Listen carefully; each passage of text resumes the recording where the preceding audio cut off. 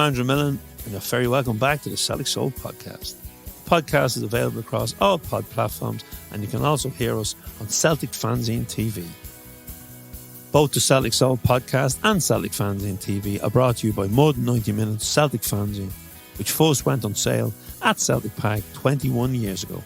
Issue 122 is now available to buy in both print and digital format, and you can get all the details by visiting celticfanzine.com. A big shout out to BC Services, Kentstown, County Meath, and in particular the gaffer Brian Cunningham for his continued support of the fanzine and for sponsoring this episode of the podcast.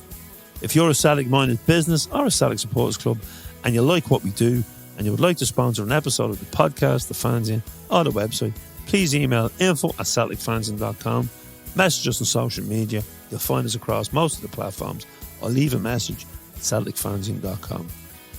Joining me today for chat is Glasgow political activist Tommy Sheridan. Tommy's a former member of the Scottish Parliament and an active campaigner for Scottish independence. Tommy Sheridan, you're very welcome back to the Celtic Soul podcast. It's been a while since we chatted, so how have you been doing and what have you been up to? Andrew, it's always a pleasure to join you, brother. As you know, I always try and promote the podcast and everything that you do.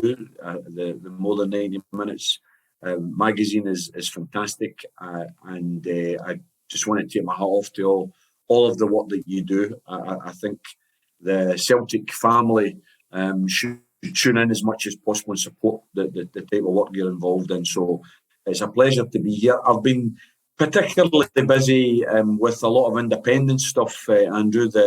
The independence campaign, Scottish independence, has now began to kick off again. And the one thing that's now very, very clear is that we're in a race with Ireland. Because it now looks, I mean, a couple of years ago, I would have said we'll have Scottish independence before Ireland's unified. Now I'm not so sure. I think you guys are heading towards unity as well. I think it's clear.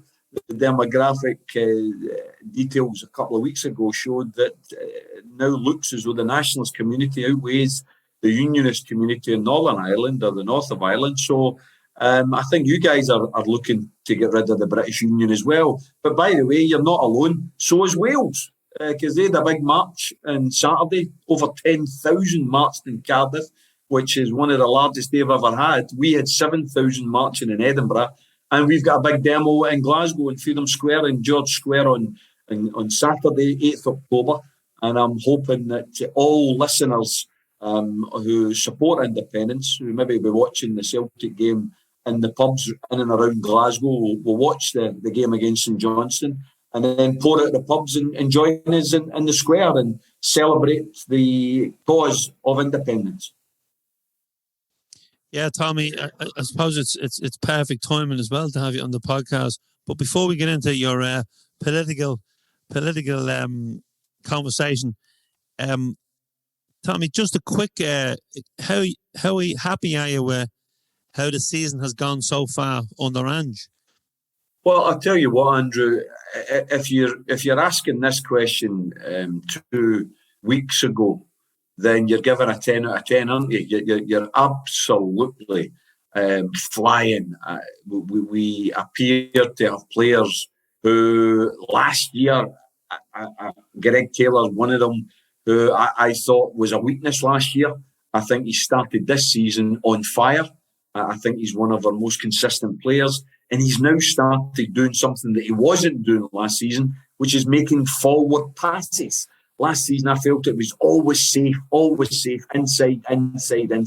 Now he's actually making passes that are splitting defences down the back and letting the forwards get in behind defences. So him and Jota, I love Cameron Carter-Vickers.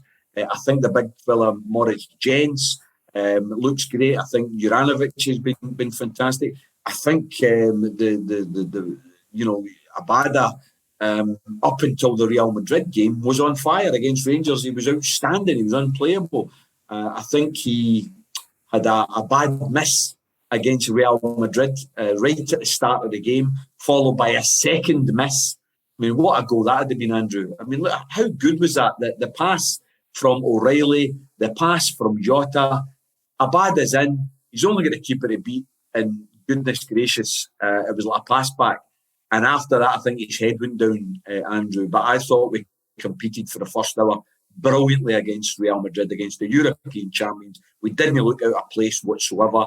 And if Maeda scores his chance, which was so straightforward, when you see it over and over again, he scores that chance. You just never know what might happen. So if you're asking me how I think it's went up until the St Mirren game, I think we were doing brilliant. I think the St Mirren game was a massive disappointment. I think Ange has probably learned that taking Callum out in the middle is maybe a rest too far, because I think he brought in Moy hoping that he could play that role, kept Callum in the team but in a more advanced position, and it just didn't work. We didn't dominate. We didn't have the tempo. We didn't get in their faces. And the truth is, St Mirren outbullied us. They were very physical. I'm not going to have a go at them because they get their tactics to a T. And the truth is, Andrew, on the day, they deserved to win. You just can't say it wasn't as if there was poor decisions or they had a lucky goal or whatever. They deserved to win on the day. It was a kick in the arse for us. And maybe it's a kick in the arse that we needed, Andrew, because hopefully there'll be no more complacency. And Ange might be saying to himself, okay, I made 7 changes against Ross County and you wouldn't have batted an eye because we were outstanding against Ross County. You wouldn't have known that there was all those changes. However, it doesn't always work, and it never worked against St Mirren. So maybe in this busy period coming up, this next 6 weeks, I think we've got something like 13 games or something of that order, 12 or 13 games. I think we need to go for a bit of consistency, in my opinion.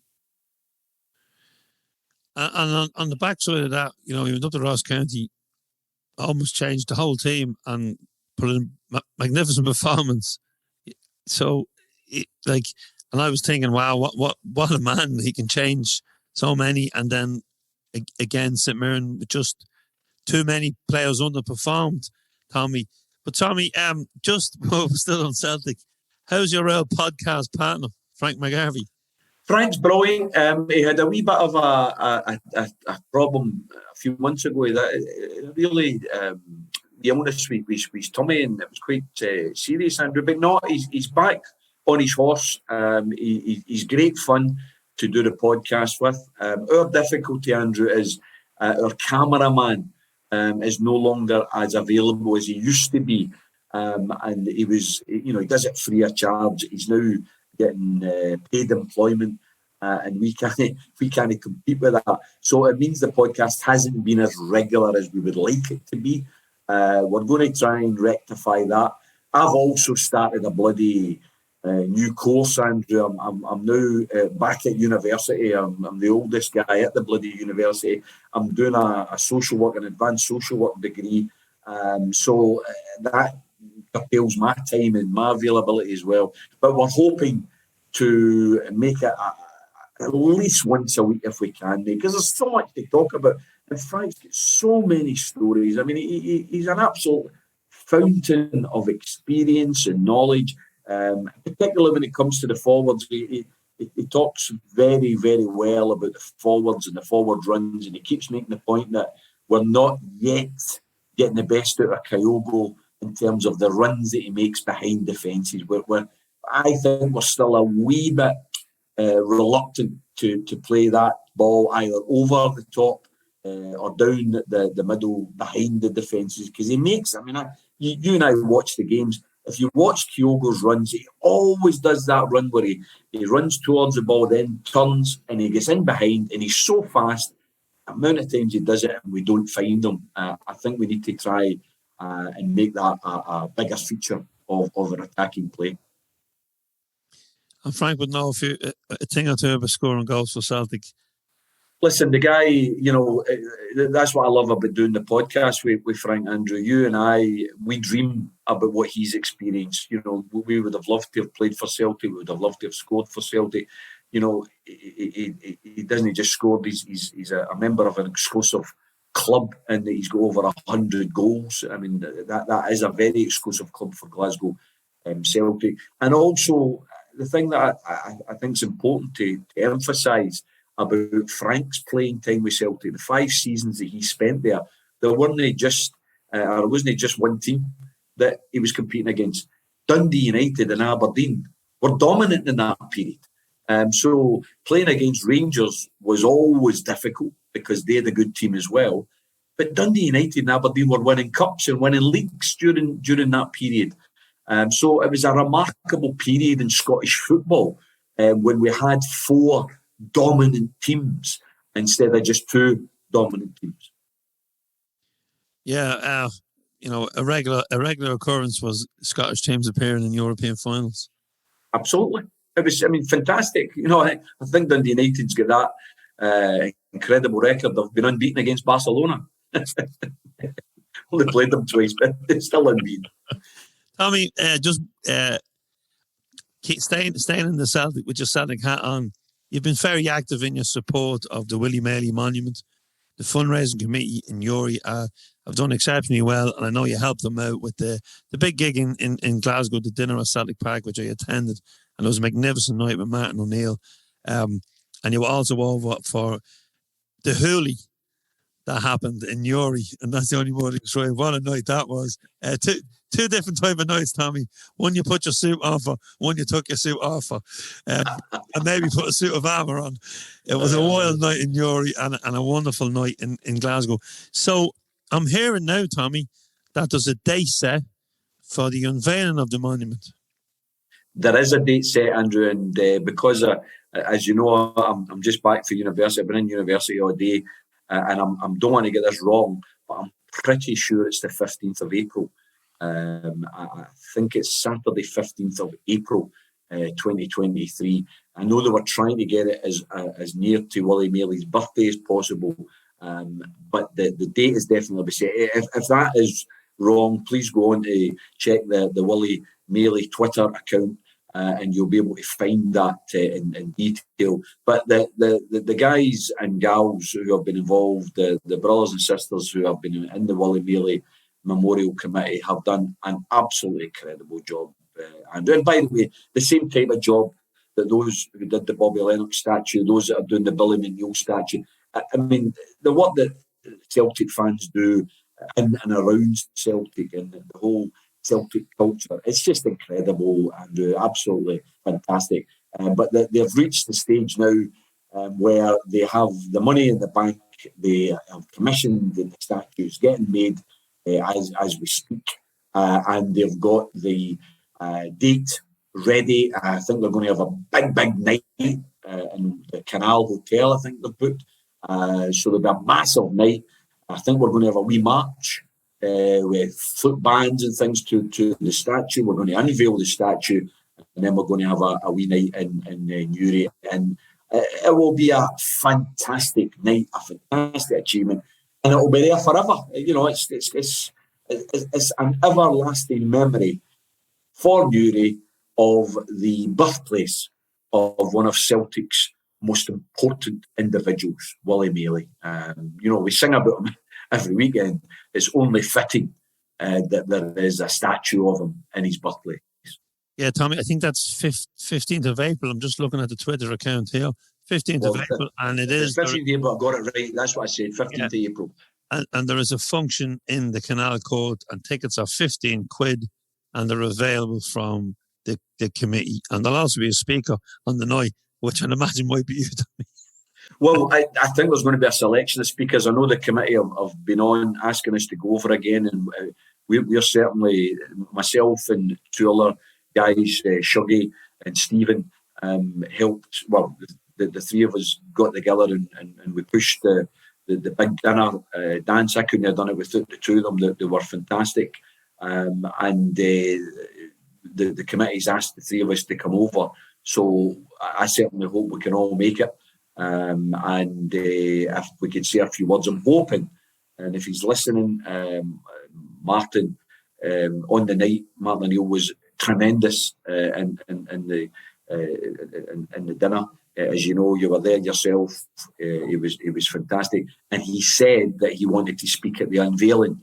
So we're hoping that Martin will speak at the unveiling as well, Andrew, which would be very fitting to have one of our managers from the north of Ireland speaking at the unveiling of a statue to the very first manager that we had, who was from the north of Ireland as well. Oh, fitting tribute it will be, Tommy. Tommy, I got a message off you after your friend Coolio passed away. An unusual friendship, Tommy, for a left-wing political activist from Glasgow and a rapper, a world-famous rapper from the States. But Coolio, Tommy, you met him in the Celebrity Big Brother house, a place I've never been. But I did watch both of you in it. Just take us back to the time when you met him, your first thoughts on him, how the friendship grew, and what a loss you'll be. Andrew, it's a shock and a half, pal. It really is. I'm still getting to grips with it because he's 59. You know, he was only a year older than me. And what happened in January 2009, I was invited to take part in the Celebrity Big Brother show. And I made no bones about it. I told everybody at the time I needed the money. I was doing a law degree. I got offered to me a substantial amount of money to take part. So it was a no-brainer for me, Andrew, to take part in it. Obviously, there was a bit of trepidation. You don't know who else is going to be in there. But I had an absolutely brilliant time. I was in the house. It was only on for 21 nights, that particular series. And I managed to last 18 nights or 19 nights. I went out in the weddings. That's right, 19 nights. And two of the guests, one was Wee Vern. So some of you will remember Wee Vern, Wee Mini-Me, who was a great wee guy. And unfortunately, he's passed as well a few years ago. Another was Terry Christian from Manchester, who used to host the show The Word, which, you know, growing up was a brilliant show. It was always on the edge. It was a very popular show and something that I used to enjoy. And then we had Coolio, and when you meet the guy, he's just a larger-than-life character, Andrew. As I've said to everybody who's asked me, he's the type of guy that when he enters a room, he dominates the room. He just dominates it. He just fills the room with joy and laughter. And he was just a brilliant guy to be around. And me, Vern and Terry and Coolio, we made up a wee team during the Big Brother. We used to pal about. We used to... I mean, for anybody doesn't realise it, although you see the Big Brother and you think it's all these tasks, there's hours and hours and hours of doing absolutely nothing. So there's loads of time to talk and to chat. And there was one incident in particular where this sort of made Coolio's mind up, was that he wanted to visit Parkhead. I was in the Celebrity Big Brother toilet. Or it was a bathroom, big area, and I was in there doing some exercises. And Latoya came in, Latoya Jackson. She was also one of the guests. And Coolio knew Latoya from America, as did Vern. But Latoya came in and she started talking to me, tell me all about her life. And Big Brother then says, "This is Big Brother. Latoya, for the next 5 minutes, you must repeat everything that Tommy says." So I thought, oh, well, I'll have a wee bit of fun with that. And I sang Flower of Scotland. So she had to sing Flower of Scotland. And then I thought, oh, to hell with this. I know I'll lose a lot of votes in Scotland, but what the hell? And I sang Hail, Hail. And of course, Latoya had to sing Hail, Hail, the Celts are here. And of course, what then happens? Well, she's singing it loudly. Yeah, the bold man Coolio puts his face through the door and says, "Hey, man, what's that song? What's that song? I want that song for the LA Lakers." He loved it so much. He wanted to commandeer this song. He thought it was brilliant. And that then led to the discussion about this being a fundamental song in Glasgow Celtic, and how brilliant Parkhead was, and he had to come and visit Celtic Park. And he promised me that he was going to do it. So we got out in the 21st of January, I think it was. I got out on the 19th, and the show finished on the 21st. Within days, I think within 3, maybe 4 days, Coolio, I was in the house because we hadn't seen the family for about 3 weeks, obviously, because I was down in London. And I had all my family in my house in Cardonald. Gail had made her lasagna with everybody in. Phone goes, Andrew. Hey, Tommy, what's up? I says, oh, how's it going, mate? How's it going? Bro, he says, I'm in Glasgow. I says, what? He says, yeah, I'm in this hotel, the Jury Hotel. He says, come and get me, I'll come and visit you. I says, you're kidding me. I said, no. So that was it. I'd taken the phone call in one of the rooms. I was in next door, and I says to Gail, who's always lacking confidence about her cooking, and she'd watched Coolio on the show, being an absolute master chef. He was a brilliant cook. He cooked loads of stuff during Celebrity Big Brother. Yeah, apparently he's on cooking shows. And I went in and says to Gail, I says, Gail, have you any lasagna left? She says, yeah, there's loads of. She says, oh, that's good. I says, we've got a new visitor wants to come and taste the lasagna. She says, who? I says, oh, Coolio. You could have picked her up after the flare, Andrew, you know. So I drove into the town, 5 minutes into the town, brought Coolio back, and, you know, you would have thought he knew everybody, because within 10, 15 minutes, he's just talking to everybody, and all my family, my sisters, my dad, my mum, my brother-in-law, sister-in-law, and he loved the Waynes. There's a wee picture I put up on my Facebook. My wee niece, wee Abigail, they were only tots at the time. He's got him sitting on his knees, getting pictures taken of him. I've put pictures up on my Facebook and my Twitter pages of that. He just loved them. He loved the kids. He was so gentle with them. He was brilliant with them. He was brilliant with the rest of the family. And after hours of being in Housewell, so the wee game of poker as well. he loved that, and then the game of Scrabble, because he said he was a good Scrabble player, and I put that to the sword because I absolutely dubbed him at Scrabble, because after all the times I've spent in prison, you end up being quite good at Scrabble. So I gubbed him at that. But what happened is, he says to me, Tommy, I better go. I says, no problem. I said, do you want me to drop you off? He said, yeah. I was supposed to open, I can't remember the name of the club, I think it was Bablos or Bablo or something in the town. The reason he was in Glasgow is he'd been brought up to open this nightclub, this new nightclub. He was supposed to be there at 11 o'clock, and it was now back at 12 midnight. He was still there. So I had to drive him up into the town and get him to the club, and he opened up. And since then, he's been back at my house several times thereafter. Every time he's in Scotland or Europe, he always contacts us, and he managed to come to one particular time in 2017. Andrew, he contacted us to say, Tommy, this is probably, I think it's the Wednesday of this week, and he calls me to say, Tommy, I'm coming to Glasgow on Saturday. I said, oh, great, that's brilliant. Can we go to a Celtic game? I'm like, oh, for God's sake. And it was against Hibs. We're playing Hibs at home. Brendan Rodgers was still there, as you know. And I'm saying to myself, oh, for God's sake, leave it with me, mate, leave it with me. So I contacted somebody I knew, big Tommy Melville, who owns a couple of pubs in the town and clubs. I said, look, any chance you could see if you could get some hospitality? I've got Coolio here, want to come to the game, and I said, oh, leave it with me. But then I was speaking to another guy, boy Jerry McDade, who does some work with Celtic TV, and he says to me, Tommy, they're always looking for people to do the half-time draw. He says, have you thought about contacting them and seeing if they... I says, okay, who should I call? And it was a guy, I think it was Paul Daly, that I phoned up. And I says, hey, hi Paul, Tommy Sheridan here. How's it going? I says, what about Saturday's half-time draw? Have you got anybody yet? And he says, actually, no, we don't have anybody. And I says, well, what about the one and only gangster in Paradise coming to Paradise to do the draw? He says, what do you mean? I says, Coolio.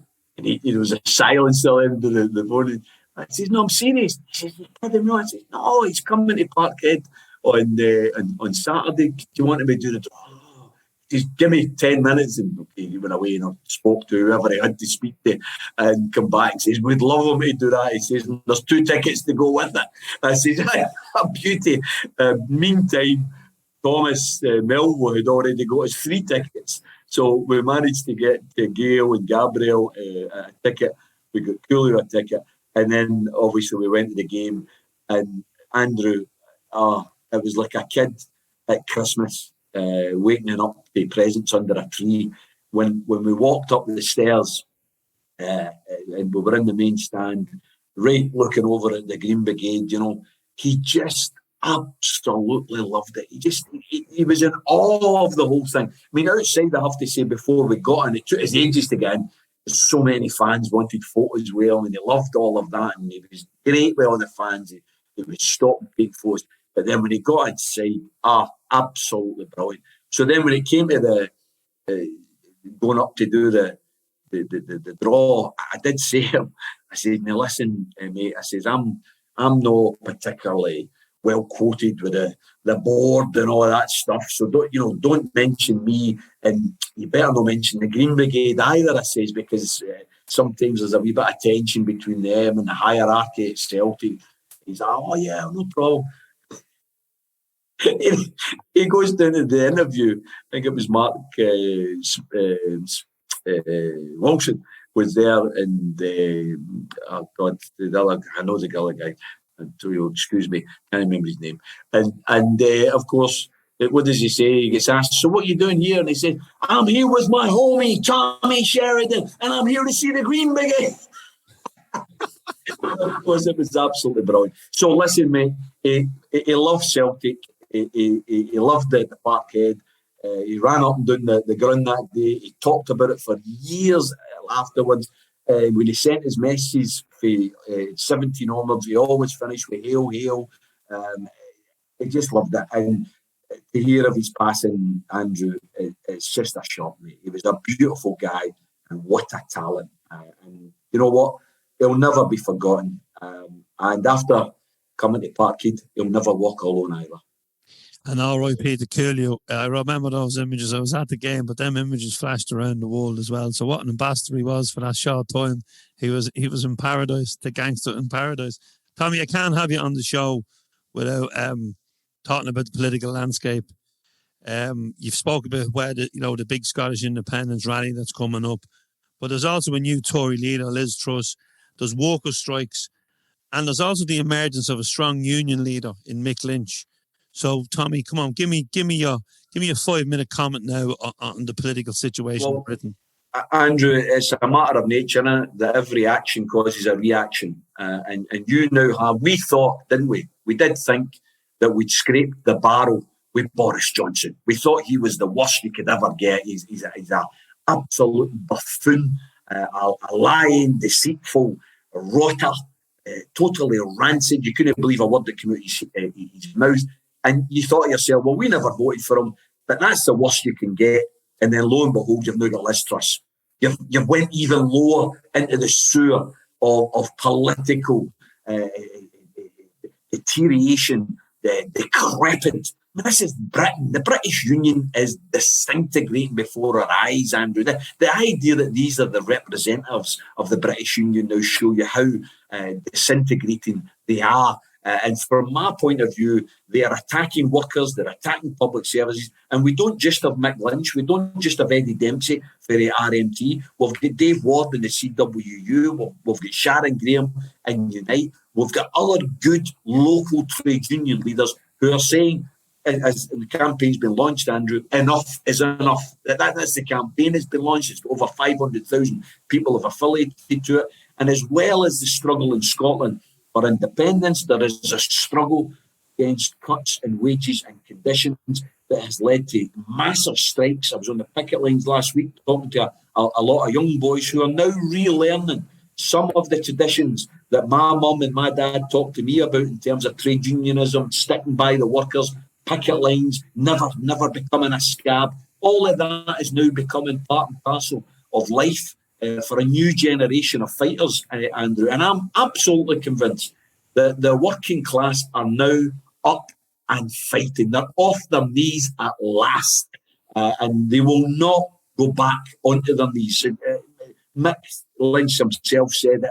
He said, we're fed up being on our knees. We're not going to live on our knees any longer. And I think that's vital, Andrew, that the working class say that we're going to fight, because, as he said himself, if you're not bargaining, you're begging. And I don't think we should be begging. It's all right for them. They're getting their offshore accounts. They're getting their bankers' bonuses. And all we're getting is food banks. Well, that's just not good enough any longer, Andrew. And that's why there's going to be a massive battle this winter. And I believe the trade unions are going to win. Yeah, Tommy. Like Glasgow is not different from the town I'm from. It's a bigger city, but you see people being fed by decent people who make pots of stew and go down and feed the homeless people in the biggest town in Ireland. But it's a sad case. But we were in Glasgow for 4 days for the Ireland-Scotland game, Tommy, and we had a great time. And we were walking regularly. We were staying in Hope Street, and we were walking regularly through under the bridge. And some of the younger lads, maybe it was their first weekend, they go on day trips, but they wouldn't really experience Glasgow, and they were going under and everything. And a couple of days later, a picture flashed up, and one of the young lads sent it to me, and he said, "Is that the bridge we were under?" And I said, "Yeah, that's Central Station." And there was this line of people, getting fed, and he couldn't believe it, because there he was in the city enjoying himself, and all it goes with a weekend away with your friends, and then he actually noticed that this was where he was. And I think people, especially young people now, Tommy, are becoming so aware. They're not just accepting, this is what it is. They're starting to say, well, hold on a minute. They're starting to question things. And I think that's a real positive within the younger people. Definitely, Andrew. The most important question that young people have to ask is why? Why is there so much wealth cheek by jowl with so much poverty? Why the salaries so big for bankers but so small for nurses? Why do we have carers and other public sector workers having to rely on benefits and food banks? That Helaman's umbrella, as it's known in Glasgow, the bridge that you're talking about, literally hundreds every single night are fed. And by the way, that's a charitable organisation. It's a voluntary organisation that feeds the homeless. I know a number of the people who are involved in that. It's one of those campaigns that you support, but you don't want to support because it shouldn't be necessary, Andrew. And a city like Glasgow, with the wealth that it's got, why do we have so many people needing to be fed in the street with soup and blankets? It's unacceptable, mate. That's what it is. And I just hope so many more young people say, no, that's not our future. We're going to make a better future. And I've got to say, mate, I'm sorry if it sounds like a broken down record, but it's one of the reasons why independence is so important to me, mate, because I want to break the British Union. I want Scotland to be an independent country, and I want that independent country to wage war on poverty and inequality, not on ordinary people thousands of miles away in different countries.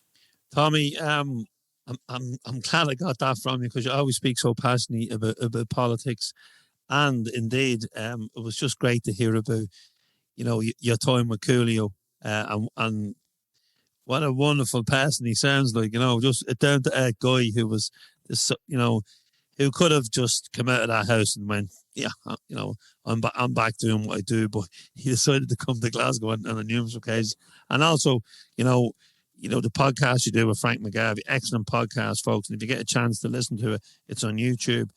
The Willie Maley, which you've been involved in, great to talk about that, and always great to talk about Celtic.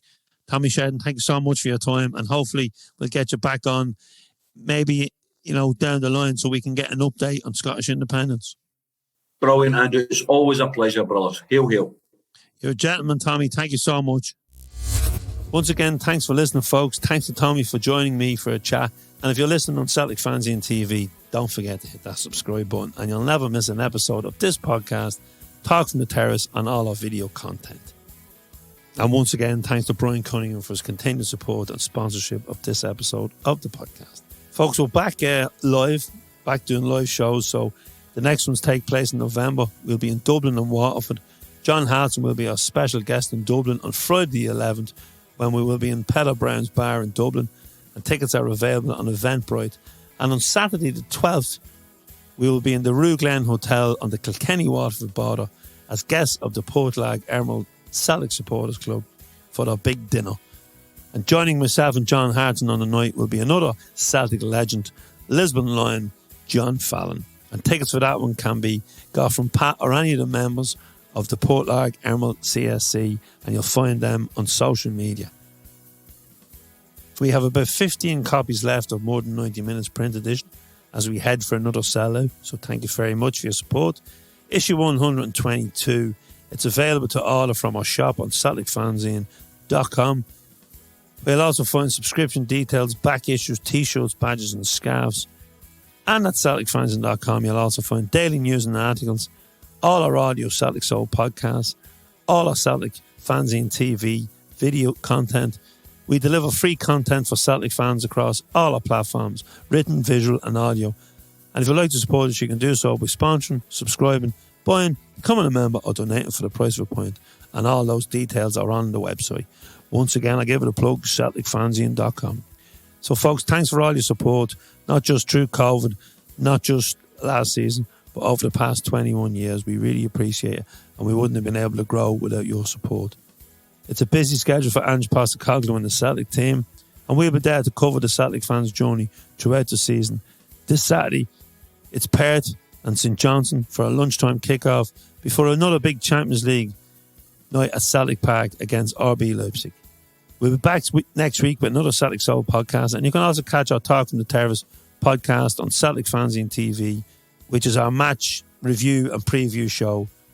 And also, please follow our Celtic fan journey across social media and on our website, CelticFanzine.com. Thanks for listening. Keep the faith. Enjoy the weekend. Hail, hail.